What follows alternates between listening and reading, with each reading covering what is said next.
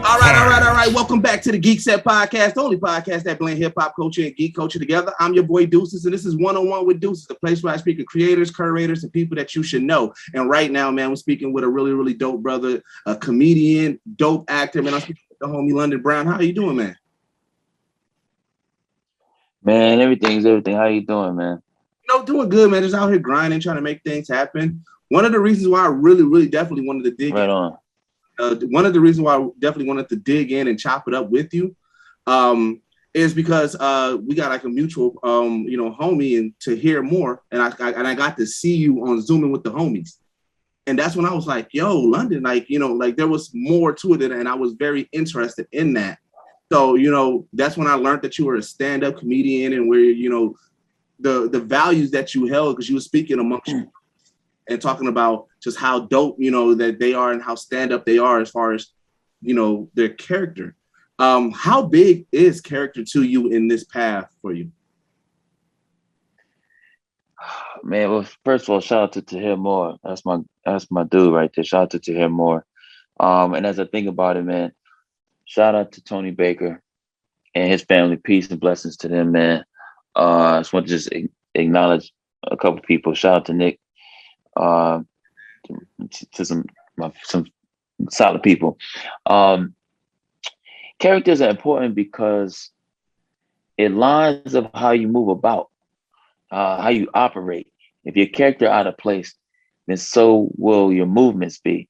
So I think it's always important to keep some solid character, man, because it's going to determine how you, again, how you move about and the choices you make, the decisions you decide to roll with. So if your character is off, everything else is going to be off. Yeah. And it got to be dope to, portray a character in, let's say we're talking about Powerbook as a Marvin, because Marvin kind of shares those same core values. It's about family and everything like that. And he really wants to just, make sure that he's putting on for the family, but he also wants that respect himself and everything. And I know that you are a huge 90s music fan. So it's dope to kind of be in that era of 90s, hip hop and portray that character. What's that transformation like? It's a little nostalgic in the sense that I'm a grown up in the 90s. And so the fact that I get to wear the flat top and the cool leather clothes and leather coats and different things like that, and the cars that I drive within the show, it's a nice throwback because at the time I was a kid. But I do remember what the hood looked like, with some of those items and being smooth and clean cut like that. So it's a great time because the team they do a great job at transforming everything from the sticks of gum that Marvin might chew or use or eat to the car that drives to the rings and all the way down to the socks. Everything is in accordance. So it's dope, man. That's why I like this thing called acting, because I get to relive that whole era, just from this project. So it's dope, man. It's like full circle. It's like I get to relive an era, but this time I'm a baller in this era. You know what I'm saying? That's another thing. I'm a baller. I'm not no poop, but in the era, I'm making moves, man. I'm making moves out here. Making moves, B. I'm making moves, B. So it's like that. It is cool. It's fresh. So as I was doing my research, I found like you really there's a lot of old school stuff that you rock with. Now I know that you talk about not being a gamer, but Street Fighter was your shit. You know what I'm saying? Somebody doing their homework out here in these streets. I know Pac-Man was from like the 80s, but I mess with Pac-Man and I messed with that dog on Street Fighters, man. That was my whole little, I don't know. Street Fighter was just a thing for me. And I'm not even a gamer like that. Right. But when I was younger, I was heavy with the games. But what happened is when, you know what, I think I just kind of, I just went into the arts, I think is what it was. But I was heavy. Had the consoles and the games.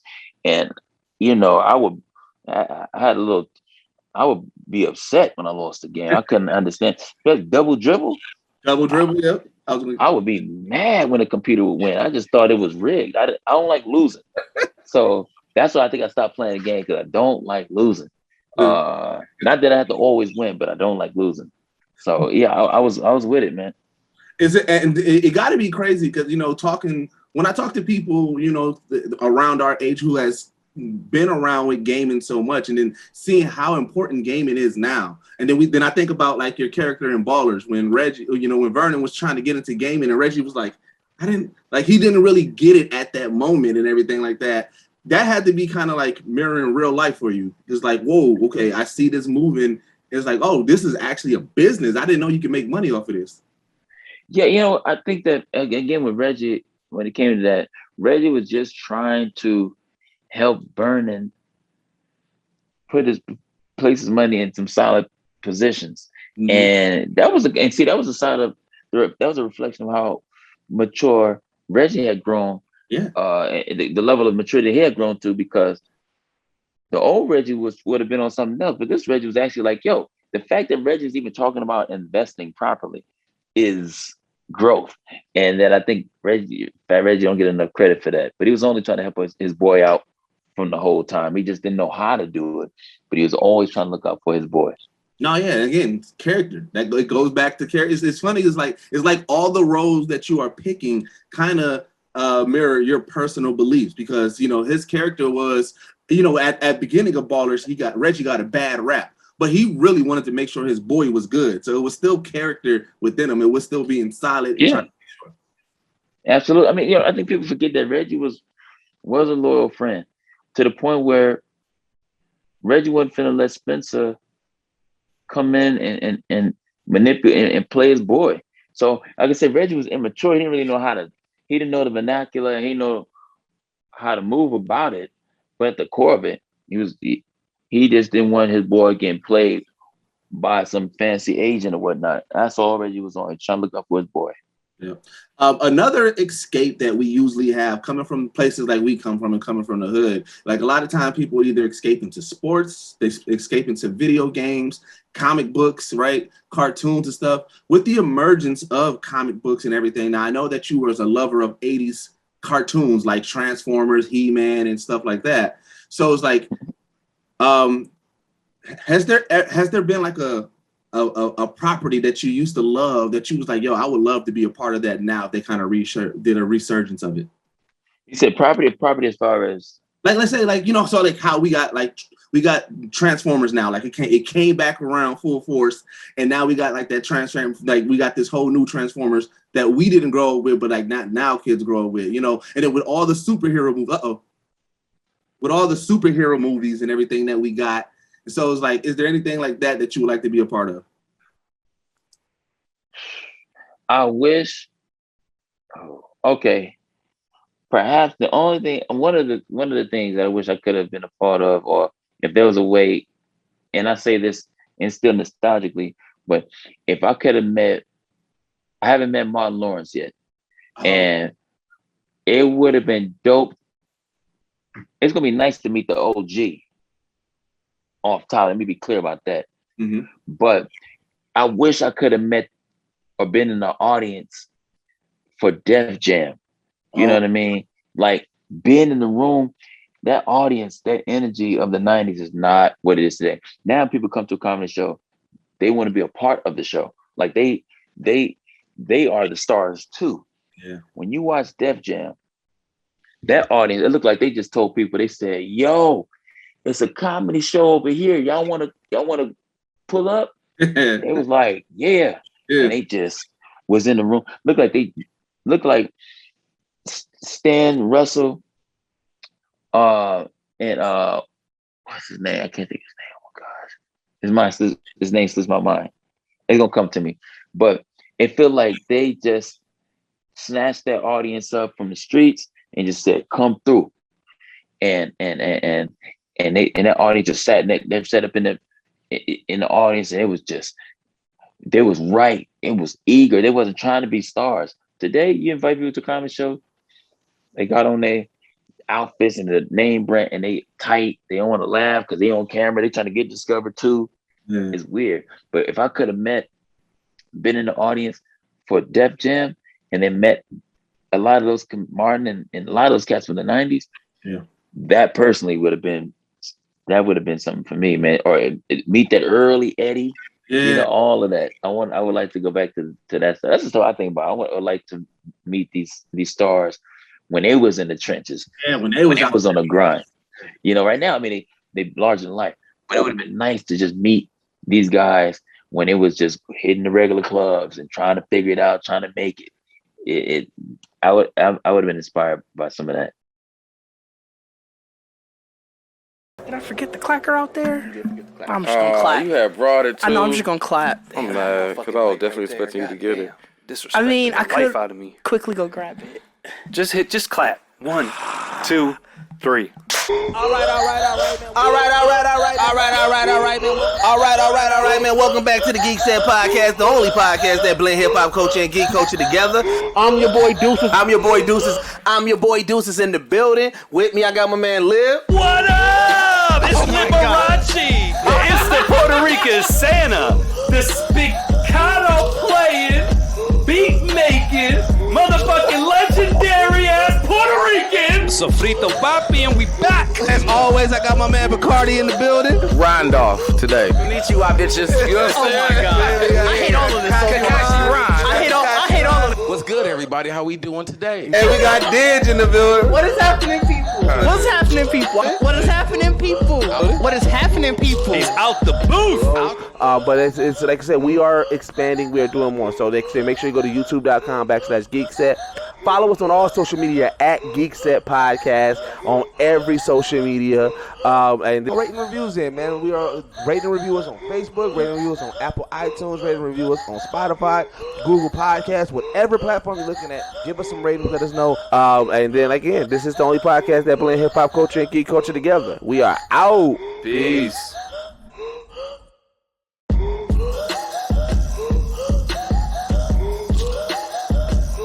When you toured with Chris Hunter, did you get a chance to pick his brain about that? We talked a little bit, but at the same time too, I was also just trying to respect his space. You know what I mean? We was cool. Don't get me wrong. We was cool. We just spoke a day ago or 2 days ago because it was his birthday or whatever. So we talked but at that time I really was just a student. So I really was just watching and listening. And I asked him some questions. He gave me some game about things, but I really was just there to I felt like I didn't want to overstep. Because sometimes you get around somebody, you be like, so how you do this? I'm like, nah, right. I'm not with that. I'm gonna fall back and just again be a student. And sometimes a student isn't always just being a student isn't always just about asking a bunch of questions. But at that time, I just need to fall in place and be a listener. And that sort of thing. Let me get my charger. I'm still listening to you. Let me get my charger. All right, no doubt. I'm with you, but I got it. Thank you, man. Yeah, no doubt. So, so kind of on that same type of a spin, because you worked with some heavy hitters, working with Princes, working with The Rock, working with 50, working with Kyla Pratt, and again having that, like you said, not just bothering people, but just like soaking up game from them and everything. That's why your journey has been really so dope to kind of see, you know, from theater to stand up to your acting. Like you've been around some people that is definitely you can grab some stuff from them. What are some of the lessons that you learned from just being on those type of sets? I have been around some pretty incredible people, man, and really just kind of inspirational because I look at them, I'm like, man. See, again, people, they look at me and they think, oh, because I'm on the show, they feel like that's being on, or I'm on power and that's being on. But my trajectory is way bigger than that. It's not about just working and maintaining. I'm ready to be the, if you will, the Dwayne of a project, or the whoever the star person is, or if be the Chris Tucker on my tour, so I can bring other people along. So it just depends on how people look at it. It depends on perspective, So for me, I just sit and I'm always inspired when I get around these people, because again, Chris Tucker, I used to walk around in high school and I used to impersonate Chris Tucker every day, and all of because my voice was higher and we was built the same way, you know what I mean? So pause. We was, I just was like, man, it's nice to be it's nice to be able to like call these people and have that kind of relationship and that kind of connection with some of these people that at one point I was looking up to, or not looking up to like as a mentor, but looking up to as far as inspiration. Like, man, I would like to be at that place. And to now be able to say that, a couple of these people are friends, and that kind of thing. Is, when they say when you're admirers, I think the saying something like, when you actually basically reach the level of the people that you looked up to, they become your peers. Mm-hmm. That's a dope place to be, man. So I'm grateful that the cats even want to talk to me or even say anything. So I appreciate it. And no doubt. Because this is where I think your star rising is definitely going to happen, bro. Like, you got mad supporters. We rock with you heavily because even with Reggie, I know Reggie was such a polarizing character, but anytime that you can evoke that type of emotion from the fans, right? People love to hate Reggie, but then we love that growth, right? Same thing with Marvin. It's like, right off the rip, we're like, man, dog, what, like, he doing so much, but now we're like the episode that premiered last week. You started seeing a little bit more of his emotion. You started seeing him happy that Jukebox was on that. Like you start seeing a little bit more about Marvin. So it's like you are these characters, and your comedic timing, which it makes sense why you're a stand-up. Like, with you doing theater and your comedic timing, even when you're not trying to be funny, you just have that timing. Like, I could definitely see you being the showrunner of a show. People don't get that, and they think that. Funny thing is, when they watch Marvin, they think low key Marvin is the comic relief, but Marvin really isn't the comic relief. Marvin ain't trying to be funny. Marvin just moving. Marvin think what he's doing is righteous. He not even thinking about, let me try. No, that's not. And I wasn't playing that. The real comic relief on the show, I think, it's the Puerto Rican cat. The character name is Famous. Yeah, Famous. So Famous is the one who's the life of the party. Every scene he's in, he's doing such a great job. Every scene he's in, he's excited, he's animated. He be talking. He's crap. Marvin is just, sorry about that. Marvin just being Marvin. Yeah. He ain't thinking past his nose. He's just moving. But I think as the show progresses, especially from after 7, people are going to say, oh, shoot, we now, because everybody, sometimes people, I think, are kind of doubtful of how Marvin moving. I'm like, listen, Marvin is, at the end of the day, Marvin is loyal to his family. Yes, he ain't finna play no games when it comes to his nephew. He ain't finna play no games when it comes to his siblings. And people are going to find out what I'm talking about as these episodes play on, is that Marvin is a very family, loyal, principled kind of a dude. He be slipping a little bit because he's still, I don't know how clean this podcast says. He's still regular brother. Oh, no. Hey, you can say it. He a real nigga. He's all of that at the end of the day. And that's why I think the streets mess with Marvin. I run into people on the streets and they understand what Marvin is, because a lot of them are the same kind of a person. All right. Yeah. 2 more segments and I'll get you about it here. So one thing that I realized that I don't know if you still are, but you used to be heavy into battle rap and everything like that. So I want to get your top 5 battle rappers. It doesn't got to be in order, but just 5. Okay. Top 5 battle Top 5. Shout out to New Jersey Twerk. I had a conversation when he jumped on my line the other day, and he don't even know what that did for me. you know, because I follow the culture heavy. So when I looked up, he jumped on the live and we had the conversation about how he watched the show. I said, oh, Yeah. you know, but okay. Top 5, I'm going to go with New Jersey Twerk. Shout out to Sue Surf. Sue Surf, yeah. I'm going to say DNA because I have yet to see anybody freestyle in one direction and then reverse the whole freestyle and make it make sense. I ain't seen that shit. Oh my goodness. All right, let's see. Twerk, DNA, Surf. I'm gonna say Geechee Gotti from the West Coast. Yep. Geechee Gotti, my last spot. Oh man, I it's a little bit part of me wants to say Mook because he's the OG. Got to represent for the OG. I gotta give it up because before everything, that was the first. He was one of the first ones that I saw. Him, Jones, Sirius Jones. Then was the one. Then you know those are the ones. So I'll probably give it to Mook, man. And like I said, that's no order, but I gotta give it to OG. But like I said, they all got different reasons, man. They all got different reasons. That's a tight question because I like. I know that's why I did it. I mean, shout out to Shotgun Suge. Shout out to Rum Nitty.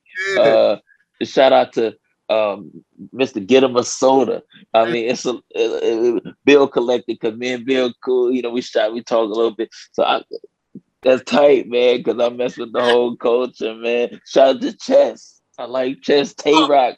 Chess so cool. But see, the reason why I did it, and because when I was doing the research, I was like, yo, who keep on tagging London in all these battles? I was like, wait, is he into? I was like, oh shit, he's into this. I was like, oh man, and I was like, damn, that's religiously. I'm mad that we are crunched for time because I had so much that I wanted to, but I know. But I like I said, you were busy. We could double back and so we'll do it live or whatever, man. But I'm here for. I watch battle raps every day. Same battles, new battles. Shout out to JC. I watch the battles. Okay, Shine. I watch the battles every day. Okay, just a real quick pivot because I know. Sure. But what's one of the battle raps? What is one of the ones that you go back to? One of the battle raps I go back to. One of them is sometimes it's a few, but one might be K-Shine versus Tay-Rock. It might be Twerk versus A-Verb. Shout out to A-Verb. I mean, I like the aggressive when it's aggressive and I like how when it's animated. Shout out to I like that's why I like Twerk. You know, as far as the dynamics are going up here and they going low. It's like. That's why that's kind of the reason why I like ours. Like I know he missed the disrespectful, but I the art. Ours is the stuff that I'd be like, ours, did he say that? And I'd be looking, I'm not even in the room, but I'd be like, somebody gonna punch? Somebody gonna swing? I'd be like, shout out to Calico, shout out to Matt Hoffa. I mean, it's so me. I watch all of them cats on the regular, man. So shout out to them. Right. That's what it is. Yes, sir. Last thing, we do recommend something that you're watching, listening to, reading, but something that our listeners should check out. Hold on. They go. I know it's probably your publicist. Like, hey, hello. Yes, I am expecting delivery. Oh, okay. Yes, please. Thank you, Kanan. Sorry. It's Hey, listen here. You a business. They say you working. You always out here doing something. I'm always working for sure. But, okay, so yeah, recommendation can be something you're reading, watching, listening to. It doesn't even have to be current. It could be a classic, but something that you think that our listeners, our viewers should check out. Let me see. One thing that I try to do, or let me see. There's a book, and I might DM you this so you get it properly. There's a book called Manifest that I read from time to time. I read again because as far as just being driven and just reminding yourself to manifest what it is what you want and to stay in that mental space. That's one of those things. I'll get you with the author with that so we can maybe tag it however you decide to do it. But the main thing I try to do basically is I try to do something every day that puts me closer to where I want to be.